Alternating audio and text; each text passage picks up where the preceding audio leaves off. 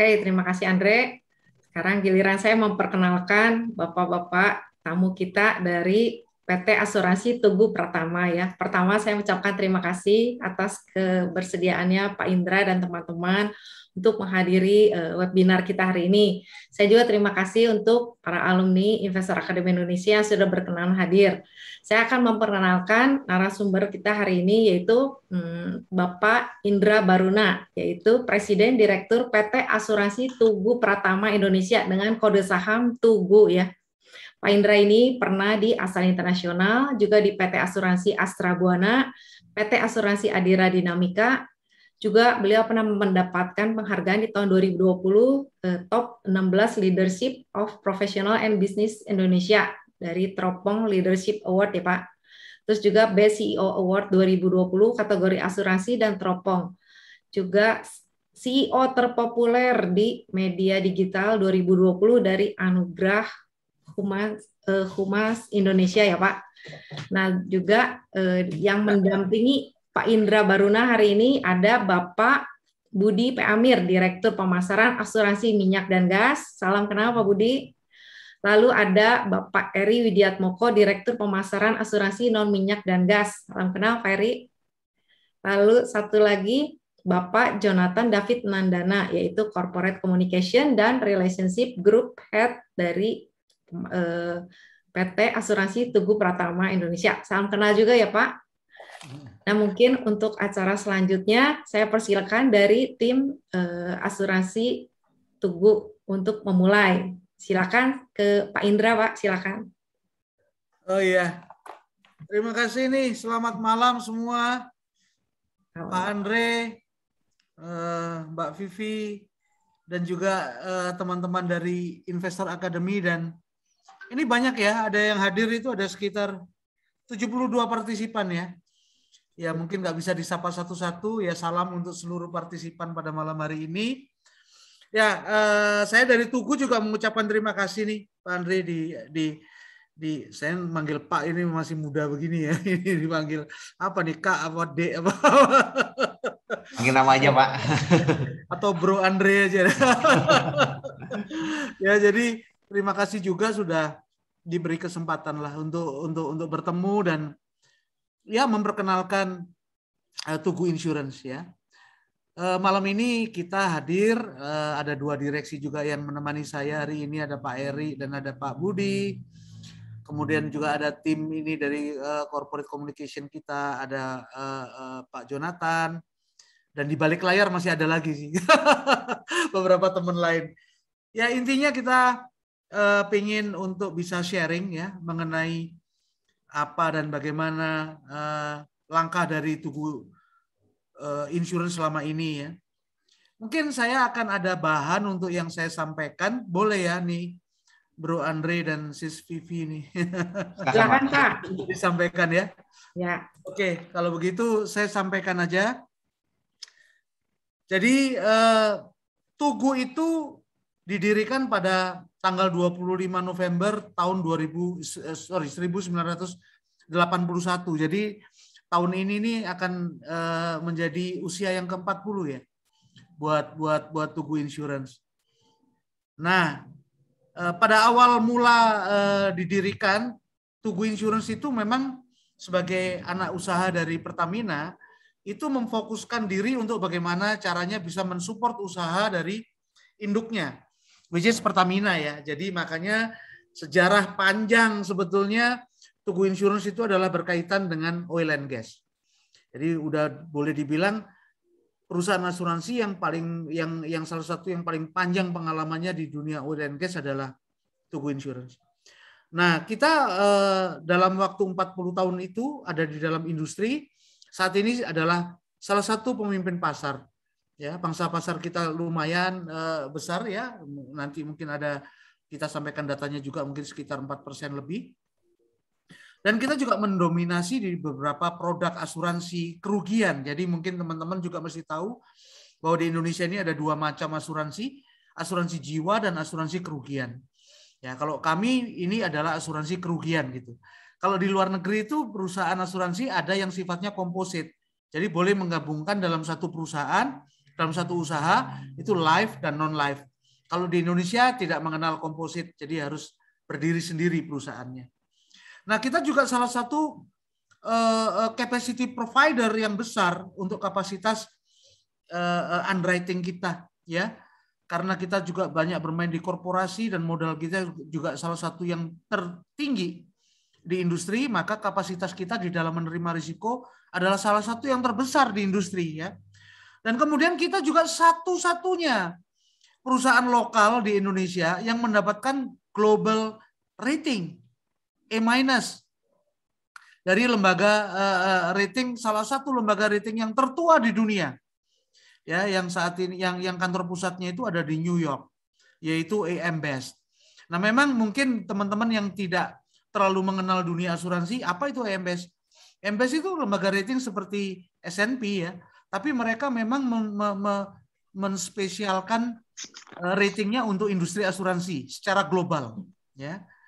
Nah, kemudian kita juga sudah melantai di bursa, yaitu tahun 2018 yang lalu, ya, tepatnya pada tanggal 28 Mei.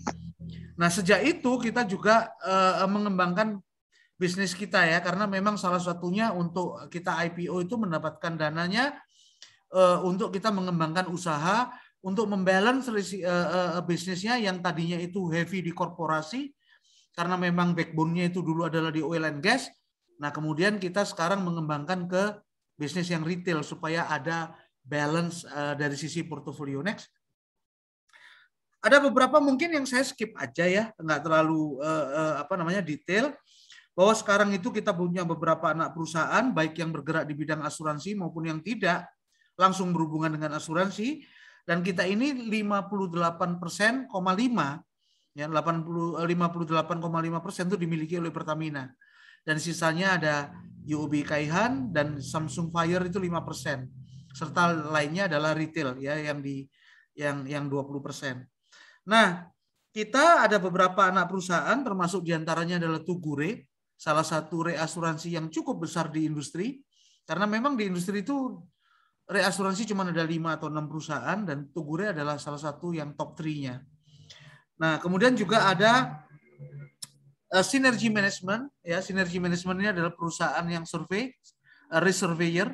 Ya, ini masih related dengan bisnis asuransi sih, karena sifatnya itu lebih mereka bisnisnya lebih kepada risk management, ya, dan survei risk management dan juga manajemen risikonya itu sendiri.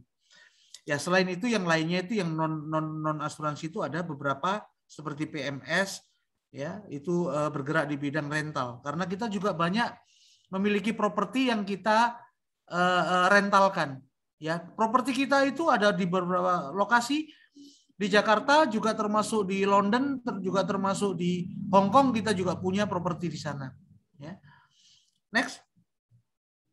Ini adalah susunan Dewan Komisaris. Nah, silakan, mungkin ada teman-teman yang kenal, diantaranya ada Pak Kus, adalah salah satu mantan direksi Pertamina. Ada Mbak Amelia Kurniawan, ini adalah dari mewakili UOB Kaihan. Kemudian ada Pak Sahala Lumban Gaul, ini independen, ya. Kemudian bukan independen, ini mewakili juga salah satu pemegang saham. Kemudian ada Pak Hari Santoso, Pak Adi Zakaria, Pak Purwo. Ya, Pak Adi Zakaria mungkin beberapa teman tahu, ya, beliau adalah salah satu dosen dan guru besar di UI. Kemudian di sisi direksi ini ada 2 diantaranya ada bersama kita, yang tidak bersama kita ada Pak Emil, Pak Saiful, dan juga Pak Maruli. Next. Nah, ini adalah produk dan layanan. Produk dan layanan ini kita coba, kalau kita lihat itu ada yang T yang sebelah kanan, ada yang bulat-bulat. Ya, dan ada yang gray area. Yang bulat-bulat itu sebetulnya adalah produk yang disasarkan atau ditargetkan sebetulnya untuk korporasi. Sedangkan yang depannya T itu adalah yang lebih banyak ke retail, ya. Ada T-Drive, T-Home, T-Mudik, T-Ride, T-Travela, T-Fracture adalah produk-produk retail yang kita kembangkan setelah kita IPO. Ya, T-Drive itu asuransi mobil, T-Home itu adalah asuransi rumah, T-Mudik itu, ya, itu adalah personal accident. Kemudian khusus untuk mudik, ya, tapi ini sebetulnya lebih ke seasonal lah di mudik ini. Kita ada T-Ride itu asuransi sepeda motor, T-Travela itu adalah untuk travel insurance.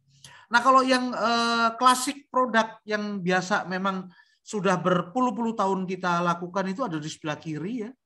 Itu ada energi, rangka kapal, kargo, penerbangan, engineering. Mungkin teman-teman nggak banyak yang tahu ya. Kita ini adalah perusahaan yang paling besar di dalam aviation. Ya, asuransi untuk aviation. Karena dua nama besar di dalam penerbangan itu adalah klien kita ya, Garuda, Lion itu adalah klien kita. Jadi market share kita itu di aviasi itu lebih dari 50%, bahkan mungkin sudah melebihi dari 60%. Dan kita juga leading di beberapa yang lain ya, misalnya di energi kita juga nomor 2 gitu ya, di rangka kapal itu semua ada di top 3 dan top 5.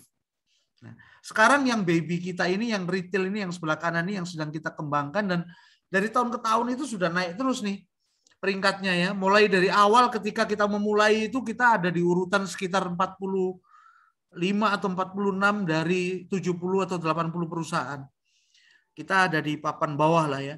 Tapi dalam waktu setahun kita merangkak ke atas sudah masuk di dalam 20 besar.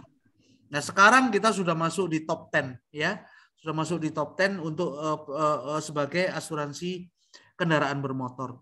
Nah, ini di bawah ini adalah service-service yang kita bisa berikan atau kita siapkan untuk pelanggan ya, untuk melayani pelanggan. Lengkaplah, kita punya call center 24 jam. Kita juga sudah omni channel ya.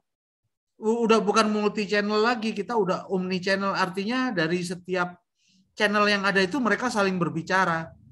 Ya, jadi kita bisa di call center kita juga kita bisa mengaksesnya, bisa lewat Instagram, Facebook, Twitter, LinkedIn, ya. Kemudian kita juga punya direct, unit direct kita juga yang paling modern di industri asuransi sekarang ya.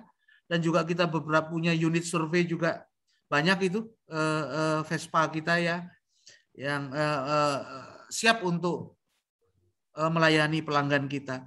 Kita juga punya mobile claim application juga. Jadi kita siapkan juga kepada pelanggan itu sesuatu yang nggak bikin mereka ribet lah gitu ya intinya. Jadi kalau asuransi itu kan pasti kalau orang berhubungan dengan asuransi itu paling pikirannya itu, aduh kalau bayar preminya cepat, tapi kalau bayar klaimnya lambat-lambat gitu. Kita nggak begitu, kita nggak mau begitu, dan kita mau hilangkan stigma itu dari industri asuransi. Kita nggak. Kita justru mau kasih simplicity gitu. Makanya produk kita itu bisa diakses di apps, bisa diakses di mana-mana, bisa diakses. Bahkan klaim pun nggak perlu datang ke kantor kita, nggak perlu datang ke kantor. Semuanya bisa diselesaikan lewat apps. Nah, layanan lain selain itu adalah manajemen risiko, survei risiko, valuasi, penyewaan kendaraan ini yang diberikan oleh anak-anak usaha kita yang lain. Next.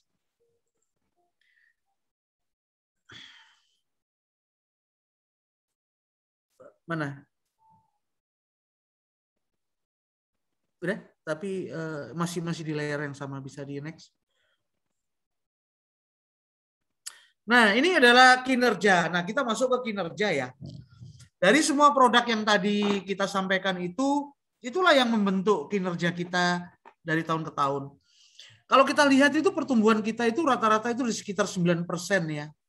Nah, itu kalau kita lihat dari tahun 2018, tahun 2019 itu naiknya sangat drastis itu ya, dari 5 triliun ke 6 triliun. Ya, ini adalah consolidated. Namun di tahun 2020 kita turun ya sedikit. Dari 6,4 tahun lalu itu menjadi 6 triliun. Ini disebabkan karena COVID ya. Jadi ini karena efek COVID kita turun sedikit. Tapi turunnya nggak banyak, less than 10% ya turunnya kalau kita lihat. Ya. Kemudian kalau kita lihat lagi di sebelah kanan itu ada first half, ya itu kita memang turun itu 20%. Tapi ini juga sebetulnya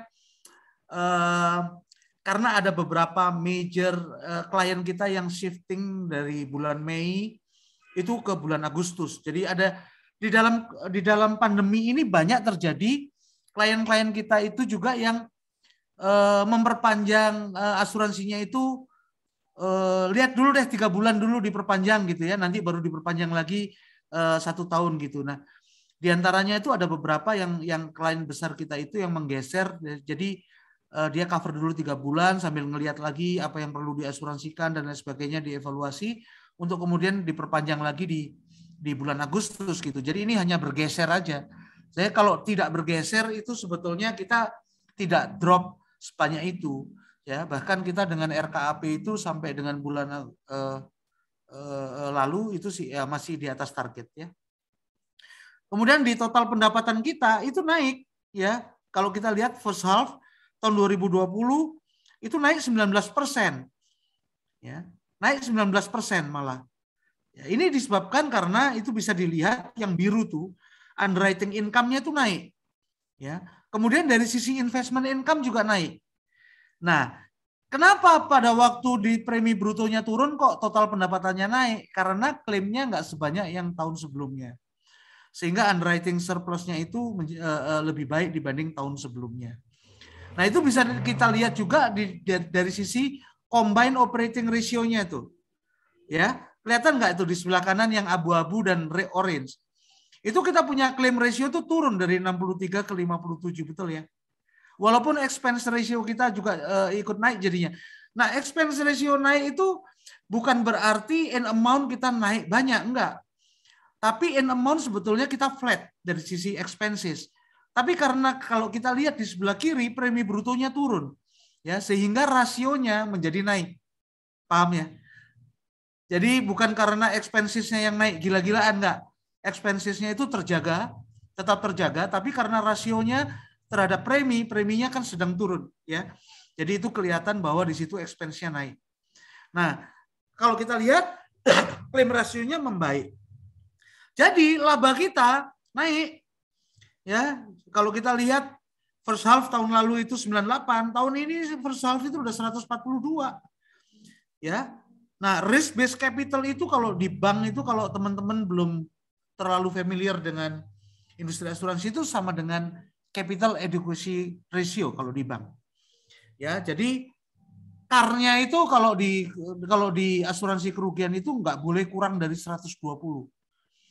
Nah, kita itu di atas 300 gitu. Jadi kita punya capital itu sangat mencukupi sebetulnya untuk bisa mengelola risknya ya. Nah, itu sangat mencukupi. Bahkan sebetulnya kita ke depan itu ingin menurunkan malah bukan meningkatkan.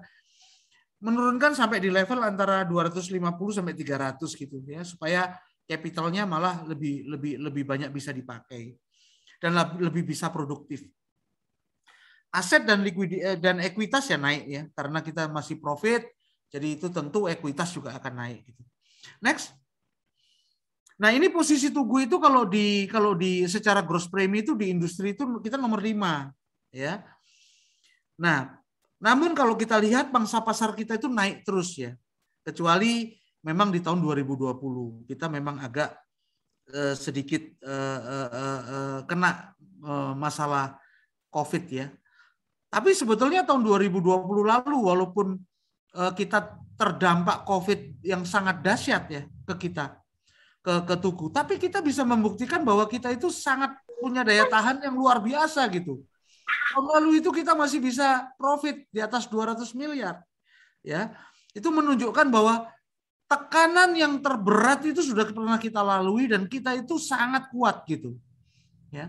Jadi udah nggak pakai lagi simulasi, tapi udah langsung real, ya melalui krisis yang kita hadapi melalui COVID ini. Karena kita banyak sekali terdampak ya. Misalnya di retail itu kita kena penjualan mobil drop, penjualan motor drop, ya. Kemudian harga minyak drop yang mempengaruhi bisnis dari Pertamina. Namun kita masih bisa bertahan. Tahun lalu bahkan kita masih bisa profit di atas 200 yang merupakan salah satu perusahaan asuransi yang profitnya terbaik tahun lalu ya di dalam pandemi. Nah sekarang tahun ini di mana pandemi juga sudah mulai melemah lebih baik ya, maksudnya kondisi kita lebih baik, profit kita naik lagi gitu ya. Ini di bawah itu adalah produk-produk kita sangat dominan sekali di aviation, kita ranking 1. Energi kita ranking 1 yang onshore. Offshore kita ranking 2. Marine cargo kita ranking 3. Marine Hull kita ranking 3 ya. Jadi kita pemain-pemain besar di sana gitu ya. Kemudian juga fire, engineering, liability dan kendaraan bermotor ya. Next.